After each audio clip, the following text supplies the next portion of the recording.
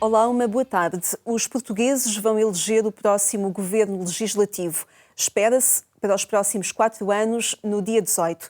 Trata-se de um novo ato eleitoral inesperado, mas de alguma forma decisivo e até ilustrativo da adesão ao processo democrático. Contamos com a análise da Comissão Nacional Justiça e Paz na pessoa da sua vice-presidente, Maria do Rosário Carneiro. Antes, em ano de jubileu, contamos com a ajuda do cardeal Dom Manuel Clemente para caminhar na história desta celebração da Igreja Católica.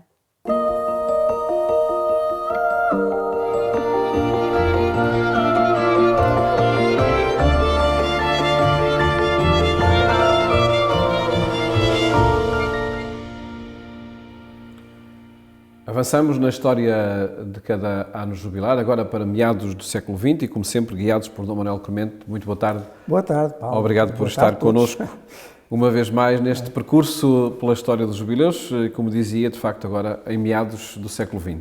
Exatamente, a meio do século XX, 1950. Bem, temos que situar este jubileu, agora o Papa Pio XII. E temos que situar este jubileu no rescaldo, por assim dizer, de outra guerra mundial. Foi a Segunda Guerra Mundial, que acabou em 45, mas enfim, que ainda tinha muita ferida para sarar, como nós sabemos, e até com problemas novos, aquela divisão da Europa, não é? A cortina de ferro entre aqueles que ficaram enfim, na órbita da União Soviética e os que ficavam por lá de cá, e não só na Europa, mas também com consequências por esse mundo além, e, como digo, e como se sentia naquela altura, e como o próprio Papa Pio XII, ao convocar este jubileu de 1950, também sentia, como uma oportunidade de reconciliação, de reencontro, de regresso. Ele frisa muito estas notas nos seus pronunciamentos no jubileu de 1950. O verdadeiro espírito do ano jubilar. De reconciliação, de reencontro, enfim, de sarar essas feridas que tanto tinham separado os europeus, e não só os europeus, porque agora também já é mais fácil chegar a Roma, em meados do século XX, e vai ser até muito concorrido, 1 milhão, 2 milhões, 3 milhões de pessoas vão passar por Roma nessa altura. Também o problema do Estado Pontifício e da liberdade do Papa também está assegurado, tinha havido os acordos de Latrão em 29, tudo isso, e Pio XII era uma figura que, enfim, atraía muitíssima gente, em especial em Roma, porque ele era um romano, tipicamente romano, mesmo quando Roma esteve ocupada pelos nazis, e ainda antes, no tempo do fascismo, do Mussolini, havia quem propusesse ao Papa sair de Roma, não é? Sair do Estado Pontifício para poder ter mais liberdade. Parece que lhe sugeriram os Estados Unidos, talvez a Inglaterra, até há quem diga que lhe sugeriram Portugal, mas isso são coisas mais ditas do que escritas. Mas ele nunca quis sair de Roma, com todo o risco que isso comportava, para ficar com os seus patrícios romanos, não é? Era a sua terra, era a sua cidade, e por isso, quando todos ultrapassam essa enorme clivagem da Segunda Guerra Mundial, ele é muito, muito, muito admirado, um verdadeiro defensor da cidade, como se dizia dos bispos antigos, no tempo das invasões bárbaras, agora era o Pio XII. E até a nível mundial, não é? Porque ele fez muito para salvaguardar, por exemplo, os judeus de Roma. Ele encheu o Vaticano e Castelo Gandolfo de judeus foragidos. Nessa altura já havia Estado Pontifício, não é? Olha, até o grande rabino de Roma ficou lá albergado no Vaticano, de tal modo que se fez cristão, até mudou o nome para Eugênio, que era o nome do Papa, Eugênio Pacelli, e isto por muito lado, não é? Outras coisas que mais tarde se disseram em relação ao Pio XII, disseram-se mais tarde, não disseram na altura e não correspondem à verdade, porque efetivamente ele mobilizou tudo quanto pôde mobilizar para acolher os judeus, quer no Vaticano, quer em Roma, quer por esse mundo além. E os arquivos vieram a demonstrá-lo, não é? Sim, confirmá-lo. Porque está lá agora nos arquivos. Não é? E mesmo as autoridades judaicas da altura, a começar, olha, pelo Weinstein, a Golda Meir, toda essa gente teceu enormes elogios à atuação do Pio XII durante a Segunda Guerra. Portanto, o Papa estava em alta e fez do jubileu de 1950 uma ocasião para, com estas vindas massivas a Roma, como aconteceu, as pessoas também se reencontrassem e o mundo pudesse respirar e andar para a frente de uma maneira mais livre, por dentro, não só por fora. E também uma nota muito importante deste jubileu de 1950, que é a nota mariana, a propósito de Maria, de Nossa Senhora. Talvez o momento assim mais marcante desse jubileu, já para o fim de 1950 foi precisamente a definição do dogma da Assunção de Nossa Senhora, não é? Ou seja, de que Maria participa inteiramente da Páscoa do seu Filho e por isso não desceu à terra, não se desfez na terra, mas em todo o seu ser foi incorporada na ressurreição de Jesus Cristo, que é isso, a Assunção de Nossa Senhora. É uma crença muito antiga, aliás, quando os papas definem, dessas definições dogmáticas, definir quer dizer pôr limites. E por isso é dizer que em relação a este ponto, tanto quanto os séculos foram demonstrando, os cristãos não acreditam menos do que isto, nem mais do que isto. Até a maneira como está definida a Assunção é muito interessante. Terminado o curso da sua vida terrena, Maria foi. Portanto, nem se diz se morreu primeiro e ressuscitou depois, ou se não passou pela morte, porque aí as coisas não estão tão seguras em termos de tradição cristã, mas uma definição é o que a Igreja acredita acerca deste ponto é isto, nem menos que isto, nem mais do que isto. Portanto, o Papa não inventa nada, define. Ou, como diz Cristo a Pedro, confirma a fé dos irmãos. Portanto, é um jubileu muito mariano, não deixando de ser cristológico, é uma nota típica de todos os jubileus mais contemporâneos, também tem essa dimensão mariana, mas em função de Jesus Cristo. Não é? E também tinha acontecido outra coisa curiosa que também tem a ver com Portugal. É que, anos antes, o Papa Pio XII tinha consagrado o mundo ao Imaculado Coração de Maria. E quem é que teve a iniciativa dessa consagração? Quem é que pediu insistentemente ao Papa que fizesse também uma portuguesa? Essa não era religiosa, era leiga, e está beatificada, a Beata Alexandrina de Balazar. Foi ela que esteve na origem, e com a sua insistência, junto ao Papa Pio XII, através de várias missivas e emissários, para consagrar o mundo, e assim foi consagrado. Pouco tempo antes desse jubileu de 52, foi em 42, o de 50, foi em 42, o Papa Pio XII, também por insistência de uma portuguesa, vai consagrar o mundo ao Coração de Maria, o que é também algo que envolve este jubileu de 1950. É interessante reparar nisto, as duas consagrações, que é do mundo, primeiro ao Coração de Jesus, feita por Leão XIII, partiu de Portugal, foi a Beata Maria do Divino Coração, das Irmãs do Bom Pastor do Porto, ela era alemã, mas estava no Porto, a insistir com o Papa Leão XIII, e faz essa consagração. A consagração ao Imaculado Coração de Maria também parte de Portugal, essa por insistência de uma portuguesa, leiga, a Beata, que já está beatificada, Alexandrina de Balazar, que leva o Papa Pio XII a fazer essa consagração. O Papa era muito mariano, até tinha na sua vida algo interessante, que ele sempre valorizou. Ele foi ordenado bispo na altura da primeira aparição de Fátima, 13 de maio de 1917, e ele sempre ligou muito, enfim, a sua vida e o percurso da sua existência a esta dimensão mariana da redenção de Cristo. E por isso este jubileu tão concorrido, que foi o jubileu de 1950, no rescaldo da Segunda Guerra Mundial, também com esta nota mariana, é aquilo que mais caracteriza o que acontece em Roma nesse ano. E posteriormente Fátima estará também na ligação de tantas consagrações, ou de outras consagrações. E com o Papa Pio XII é muito forte, muito forte. E esta história que de facto marca este jubileu no meio do século XX, veremos depois que outras características tem o jubileu seguinte, já com Paulo VI, em 1975. Fica para esse próximo encontro, de hoje 8 dias, aqui no programa Eclésia com Dom Manuel Clemente.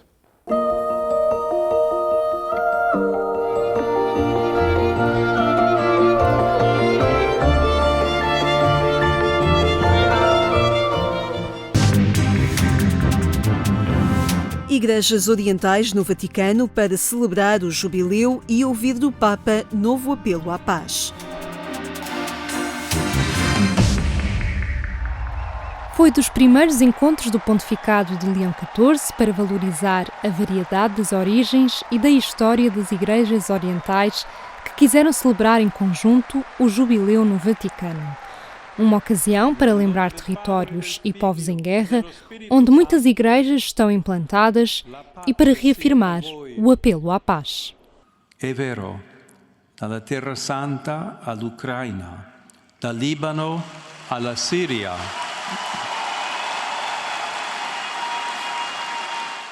dal Medio Oriente al Tigray e al Caucaso, quanta violenza!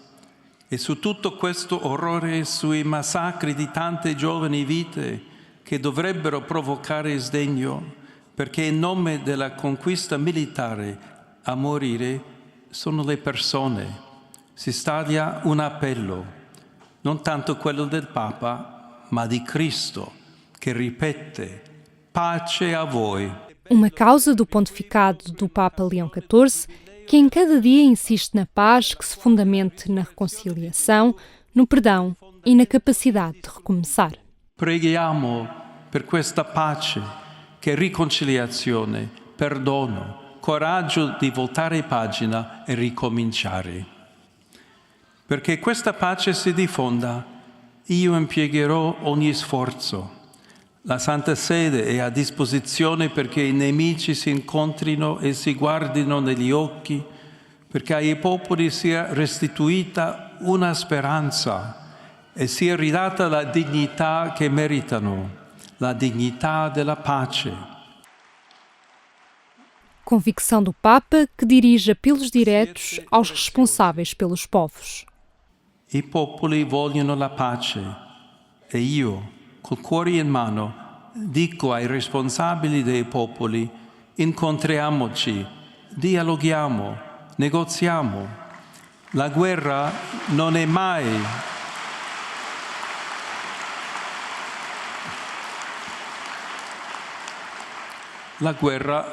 mai inevitabile.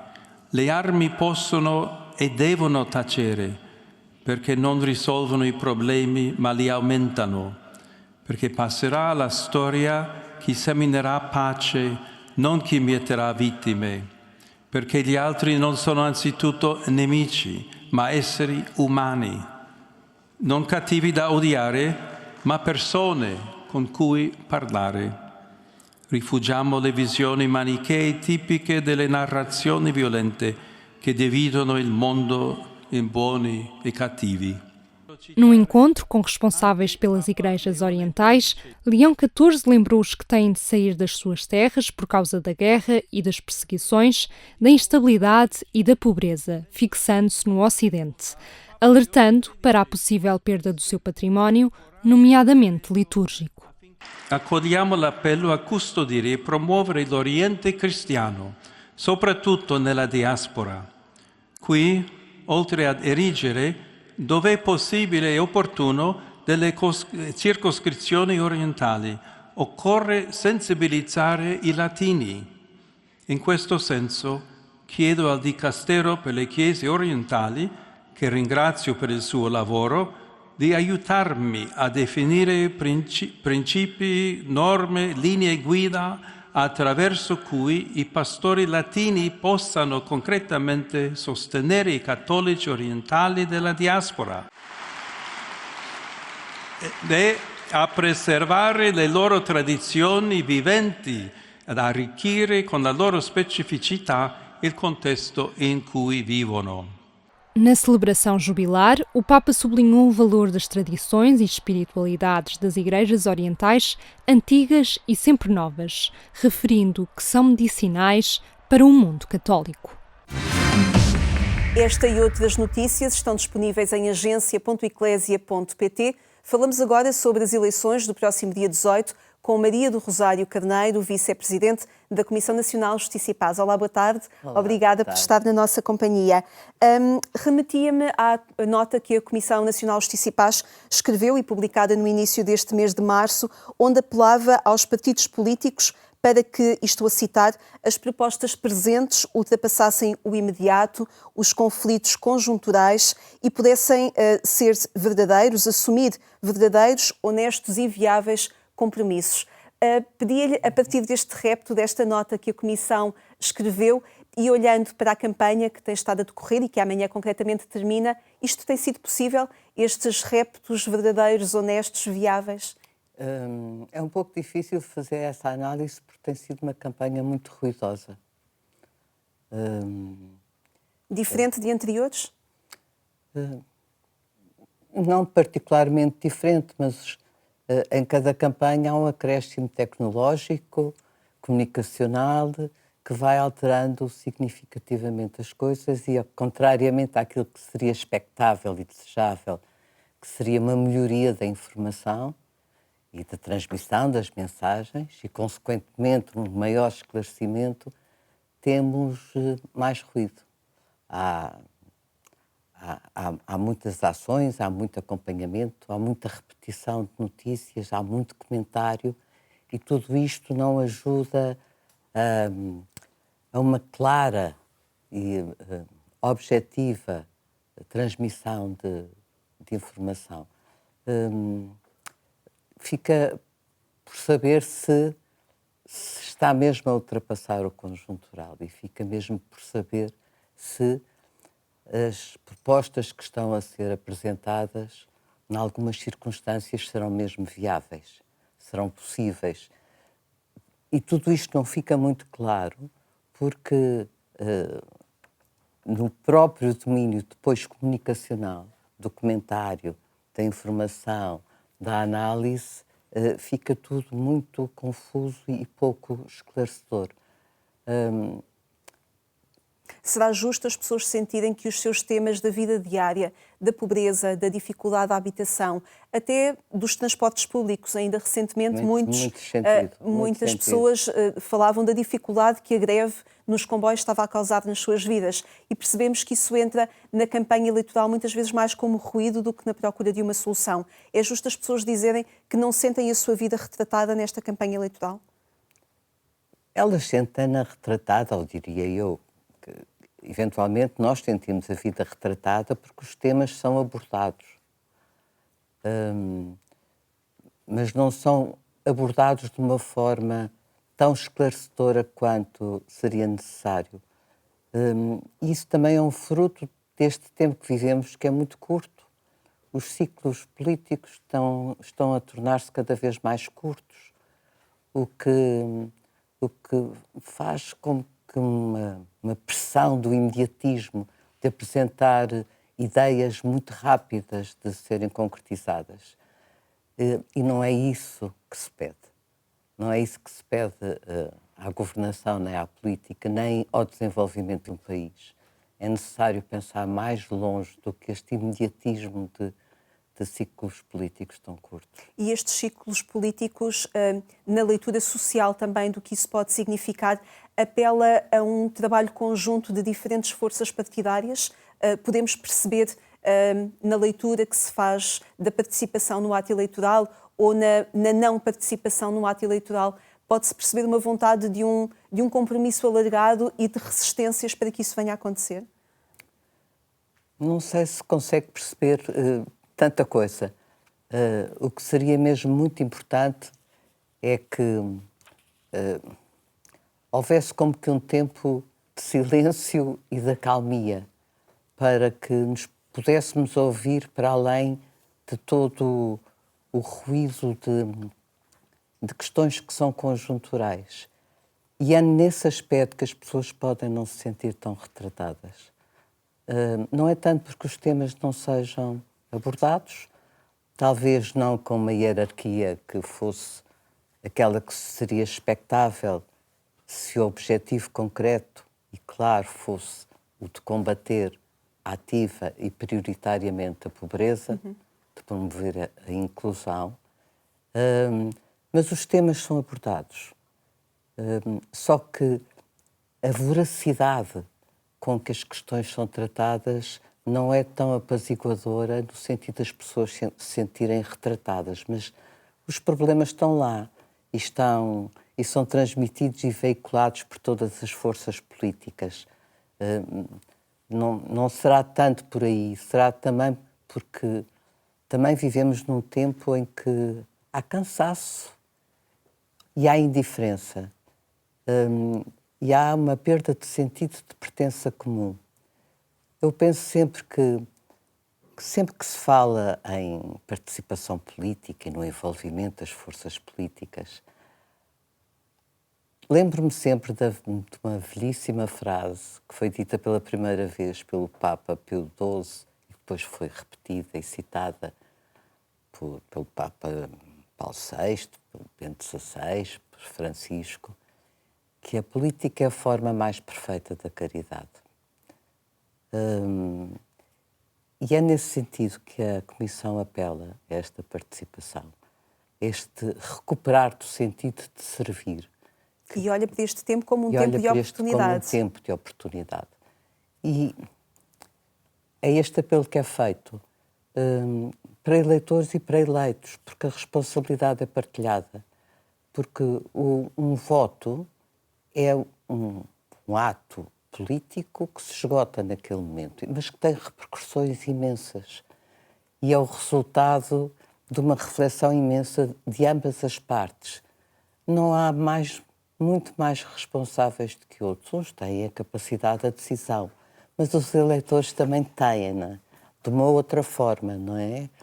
De onde o apelo que é feito é no sentido da recuperação deste sentido de pertença. E só nesta recuperação e nesta ação convergente de todos nós, naquilo que é pedido a cada um de nós, se pense na construção do bem comum, para que a pobreza seja mesmo, a erradicação da pobreza seja mesmo uma prioridade, porque ela é determinante da paz. A pobreza é injustiça. A pobreza fomenta a agressividade e a discórdia. Portanto, ela tem que ser a prioridade. E isso, recuperando um pouco de uma das perguntas que colocou, isso não é tão claro em nenhum dos discursos políticos. E, portanto, podemos olhar para o voto de cada pessoa como esse tijolo na construção da paz e na construção do bem comum. Muitíssimo obrigada por teres vindo aqui ao programa Eclésia, dar-nos conta e, no fundo, também apelar a esta participação e este compromisso cívico. Muitíssimo obrigada. Obrigada também por ter estado connosco. Marcamos encontro amanhã aqui na RTP2 pelo mesmo horário. Encontra-nos também no portal sempre atualizado em agência.eclésia.pt. Tenha uma excelente tarde. Até amanhã, se Deus quiser.